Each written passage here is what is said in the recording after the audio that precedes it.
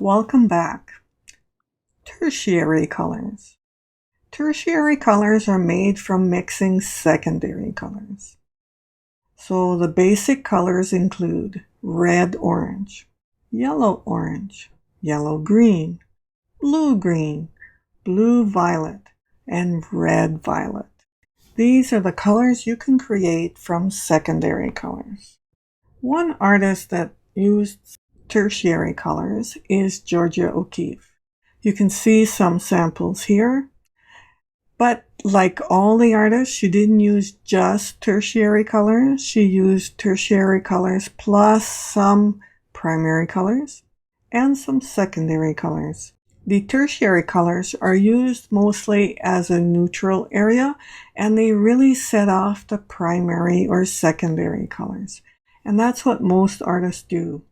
Georgia O'Keeffe was known for her paintings of enlarged flowers. She's considered the mother of American modernism. I love her work. Another artist that works with tertiary colors is Carol Nelson.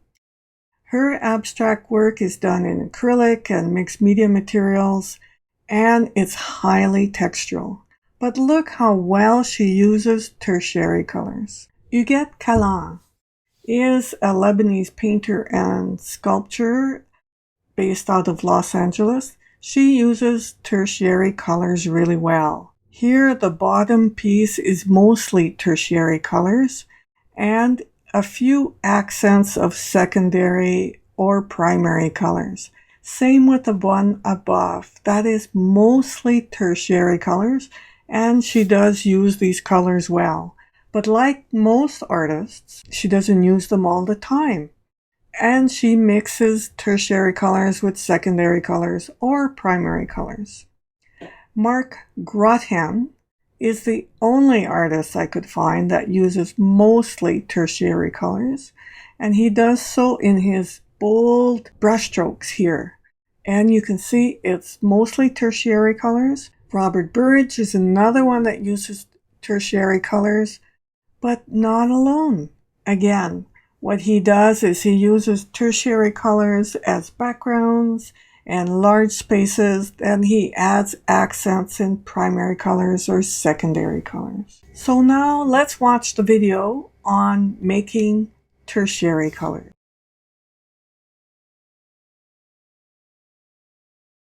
Tertiary Colors by Doris Charest. Now we're going to mix tertiary colors. To make tertiary colors, you mix the primaries and the secondaries together. So you would have a yellow-orange, for example, like in this one. You would have a red-orange, just like that one. You would have a red-purple, like this one. You will have a blue-purple, like in this one. A little more red, I'll do it like in this one. And now you will have, here's a bigger version. Now you will have blue and green to make a blue-green, just like this. And now you will have a green and a yellow to make a yellow-green. Even lighter still. So we add this. There we go. So those are the tertiary colors. Let's do our sketch with our tertiary colors. So what we will do is we will fill one space with a certain tertiary colors. This is a yellow green. So nice light green, bright, colorful, really looks nice. I'm still having trouble with my paper. It doesn't cover very well, but anyways, we'll work with it and see how we can create a sample for you to see what tertiary colors look like. So 60% is in this yellow-green, and then we add some blue-green for accents like this. And we will use another tertiary color, which is a red-orange, and add that in.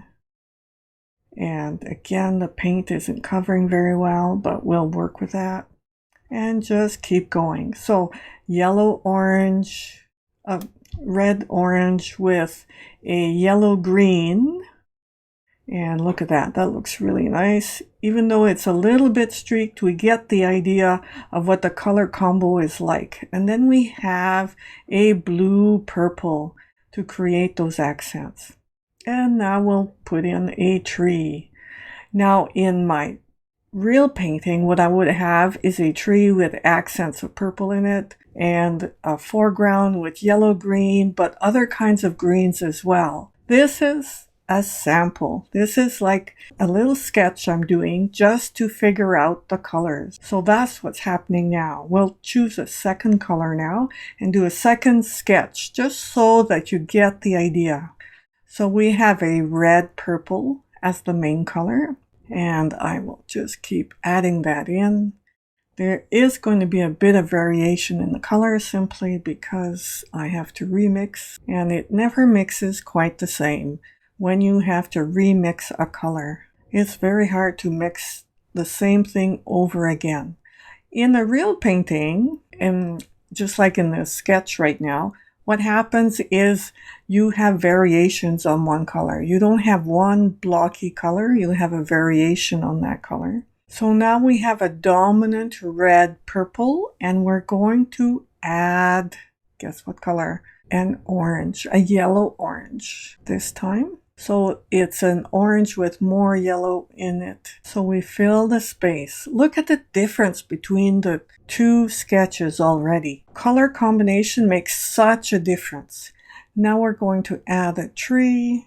This time we'll do an evergreen. And remember, this is a sketch. This is not a finished painting. So we add a bit of shadow. We spread a little bit of that green just in other areas to make it interesting and create shadows. But look at the effect. The effect is completely a contrast. It's just amazing what choosing colors will do. This is what I want you to think about. As you do your own color sketches, think about how important that color is when you make your choices. So do this part now, and we'll see you in the next section. Have fun painting.